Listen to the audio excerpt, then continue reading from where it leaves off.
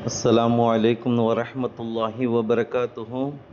الحمد لله رب العالمين والصلاة والسلام على سيدنا محمد وآله وصحبه أجمعين. قال الله تعالى في القرآن العظيم: أعوذ بالله من الشيطان الرجيم. بسم الله الرحمن الرحيم.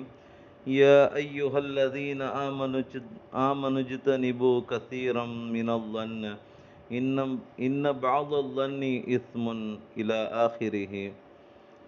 சதகல்லாஹுல் அலியுல் அதீம்.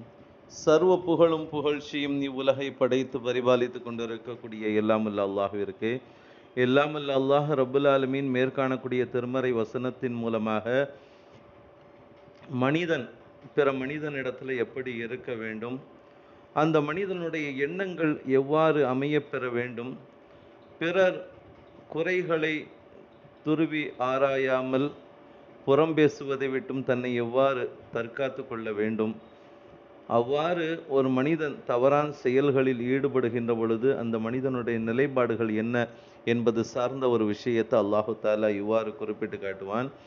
யா ஐயுஹல்லதீன ஆமனு, ஈமான் கொண்ட விசுவாசிகளே, முக்மீன்களே, இஜ்தனிபு கதீரம் மினல் தன்னு, சந்தேகமான பல எண்ணங்களிலிருந்து நீங்கள் என்ன செய்யுங்க, விலகி கொள்ளுங்கள்.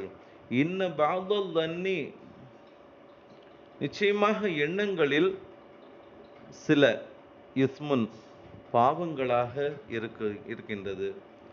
எண்ணங்களில் சில பாவங்களாக இருக்கக்கூடியதாக இருக்கும்.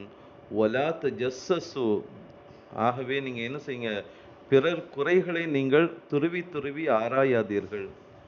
ஒலா யகுத்தப் பாலுக்கும் பாலா, அதே போன்று உங்களில் சிலர் சிலரை பற்றி புறம் பேச வேண்டாம்.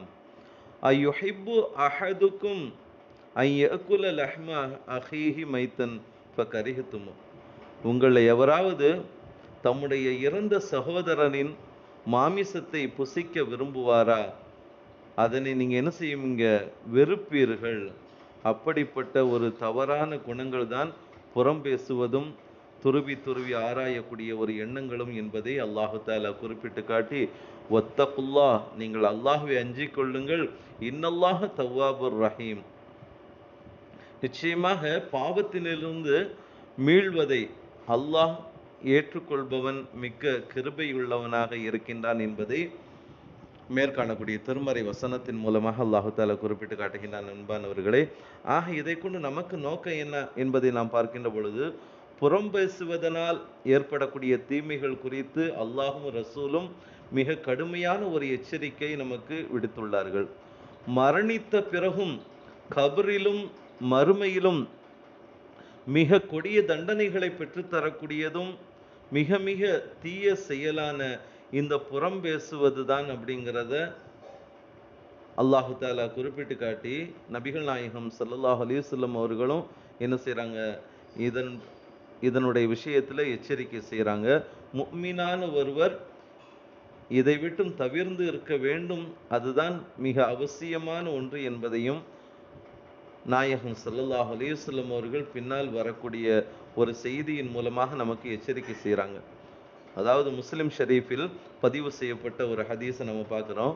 ஒவ்வொரு முஸ்லிமும் பிற முஸ்லிமின் மீது அவருடைய இரத்தம், கண்ணியம், பொருள் இவற்றை களங்கப்படுத்துவது ஹராமாகும் என்பதாக நபிகள் நாயகம் ஸல்லல்லாஹு அலைஹி வஸல்லம் அவர்கள் பிற முஃமினுடைய விஷயத்தில் இவ்வாறு எச்சரிக்கை விடுக்கிறாங்க. அது மட்டுமல்லாது நபிகள் நாயகம் ஸல்லல்லாஹு அலைஹி வஸல்லம் அவங்க தமது உரையின் பொழுது, தங்களுடைய அந்த உபதேசத்தின் பொழுது ஒரு தடவை என்ன செய்கிறாங்க, இவ்வாறு சொல்கிறாங்க: உள்ளத்தில் இல்லாது உதட்டால் நம்பிக்கை கொண்டவர்களே, முஸ்லிம்களை பற்றி புறம் பேசாதீர்கள், அவர்களது குறைகளை ஆராய்ந்து கொண்டிராதீர்கள். யார் மற்றவர்களின் குறைகளை தேடி திரிகின்றார்களோ அவர்களது குறைகளை அல்லாஹ் பின்தொடர ஆரம்பிப்பான். யாருடைய குறைகளை அல்லாஹ் பின்தொடர ஆரம்பித்து விட்டானோ அவர்களை தமது வீட்டில் செய்யும் குறைகளையும் பகிரங்கமாக்கி அவர்களை அல்லாஹு தாலா இழிவுபடுத்தி விடுவான் அப்படிங்கிற ஒரு செய்தியை நபிகள் நாயகம் ஸல்லல்லாஹு அலைஹி வஸல்லம் அவங்க கூறிய இந்த செய்தி அஹ்மது என்ற நூலில் பதிவு செய்யப்பட்டிருக்கின்றது. அன்பானவர்களே, அது மட்டுமல்லாது இப்னு அப்பாஸ் ரலியல்லாஹு தஆலா அன்ஹுமா அவர்கள் அறிவிக்கக்கூடிய ஒரு ஹதீஸ் நம்ம பார்க்குறோம். புகாரி ஷெரீஃபில் பதிவு செய்யப்பட்டிருக்கின்றது.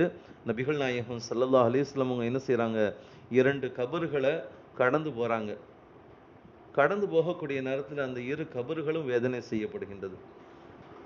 அது ஒரு பெரிய பாவத்திற்காக இவர்கள் இருவரும் என்ன செய்யப்படலை, வேதனை செய்யப்படவில்லை என்றாலும் அந்த இருவரில் ஒருவர் தாம் சிறுநீர் கழிக்கக்கூடிய ஒரு நேரத்தில் ஒரு பேணிக்கை இல்லாத ஒரு நிலைக்காக வேண்டி வேதனை செய்யப்படுகின்றார். இன்னொரு மனிதர் புறம்பேசி திரிந்ததின் காரணத்தினால் அவர் என்ன செய்கின்றார், வேதனை செய்யப்படுகின்றார் அப்படிங்கிற ஒரு செய்தியை நபிகள் நாயகம் ஸல்லல்லாஹு அலைஹி வஸல்லம் அவங்க கூறிட்டு என்ன செய்கிறாங்க, ஒரு பசுமையான பேரித்த மட்டையை எடுத்து வர சொல்லி அதை 2ஆக பிளந்து என்ன செய்கிறாங்க, ஒவ்வொரு கபரின் மீதும் ஒரு துண்டை வைக்கிறாங்க. அது பற்றி நபிகள் நாயகம் ஸல்லல்லாஹு அலைஹி வஸல்லம் அவர்களிடத்துல சஹாபாக்கள் என்ன செஞ்சாங்க கேட்டாங்க, யார சொல்லலாம், நீங்க ஏன் இவ்வாறு செய்றீங்க அப்படிங்கிறத சஹாபாக்கள் கேட்ட பொழுது, அந்த 2 மட்டைகளும் காயாமல் இருக்கும் போதெல்லாம் அவர்கள் இருவரின் வேதனை குறைக்கப்படக்கூடும் என்பதாக நபிகள் நாயகம் ஸல்லல்லாஹு அலைஹி வஸல்லம் அவங்க சொன்னாங்களாம். ஆக அதுக்கு தான் ஒவ்வொரு கபர்லையும் நாம் என்ன செய்கிறோம், பச்சை மட்டைகளையோ அல்லது செடிகளையோ நாம் என்ன செய்கிறோம், வைக்கிறோம்னா அதுக்கு காரணம் அந்த கபர்வாசிகள் வேதனை செய்யப்படாமல் தடுக்கப்பட வேண்டும் என்பதற்காக வேண்டியும். அதே போன்று அண்ணலம் பெருமானார் ஸல்லல்லாஹு அலைஹி வஸல்லம் அவர்களுடைய அந்த பொன்மொழிகள் இது போன்ற தவறுகளின் பக்கம் ஈடுபட்டு மன்னரையினுடைய வேதனைக்கு நீங்கள் ஆளாகி விடாதீர்கள் அப்படிங்கிற ஒரு அழகிய உபதேசத்தை அண்ணலம் பெருமானார் ஸல்லல்லாஹு அலைஹி வஸல்லம் அவர்கள் குறிப்பிட்டு மற்றொரு விஷயத்தை சொல்றாங்க. அனஸ் ரலியல்லாஹு தஆலா அறிவிக்கிறாங்க, அஹ்மது என்ற நூலில் பதிவு செய்யப்பட்ட ஒரு செய்தி. மறுமை நாளில் கிடைக்கக்கூடிய அந்த வேதனைகள் தண்டனைகள் பற்றியும் நபிகள் நாயகம் ஸல்லல்லாஹு அலைஹி வஸல்லம் இவ்வாறு சொல்லுவாங்க. அதாவது மேராஜின் போது, மேராஜ் பயணத்தின் போது நான் ஒரு கூட்டத்தை கடந்து சென்றேன்.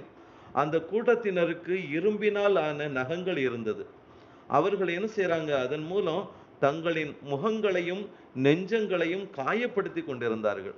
அது பற்றி நான் என்ன செஞ்சேன், வானவர் கோமான் ஜிப்ரீல் அலைஹிஸ்ஸலாம் அவர்களிடத்துல கேட்டேன், ஏன் இப்படிலாம் தங்களுக்கு தாங்களே வேதனை செய்து கொள்கின்றார்களே அப்படிங்கிறத கேட்ட பொழுது, இந்த மனிதர்கள் இவர்கள் மற்றொரு மனிதர்களின் மாமிசத்தை சாப்பிட்டவர்கள், அதாவது புறம் பேசியவர்கள், மனிதர்களின் கண்ணியத்தில் கை வைத்தவர்கள் என்று வானவர் கோமான் ஜிப்ரீல் அலைஹிஸ்ஸலாம் அவர்கள் கூறி, இப்படி பிற மனிதர்களுடைய கண்ணியத்தை நிலைகுலைய செய்ததின் காரணத்தினால் இவ்வாறு தண்டனை கொடுக்கப்படுகின்றார்கள் அப்படிங்கிற ஒரு செய்தியை வானவர் கோமான் ஜிப்ரீல் அலைஹிஸ்ஸலாம் அவர்கள் கூறியதை அண்ணலம் பெருமானார் ஸல்லல்லாஹு அலைஹி வஸல்லம் அவர்கள் நமக்கு உபதேசிக்கிறாங்க. அப்படிப்பட்ட பாவ செயல்களை விட்டும் அல்லாஹ் நம்மை பாதுகாத்து எல்லா விதத்திலும் மன்னரை வாழ்க்கையும் மறுமை வாழ்க்கையும் வெற்றியானதாக நமக்கு ஆக்கி தந்து உயர்வான சொர்க்கத்தை அல்லாஹு தஆலா நமக்கு வழங்கிடுவானாக. ஆமீன். வ ஆகிரு தஅவானா அனில் ஹம்துலில்லாஹி ரப்பில் ஆலமீன். அஸ்ஸலாமு அலைக்கும் வரஹ்மத்துல்லாஹி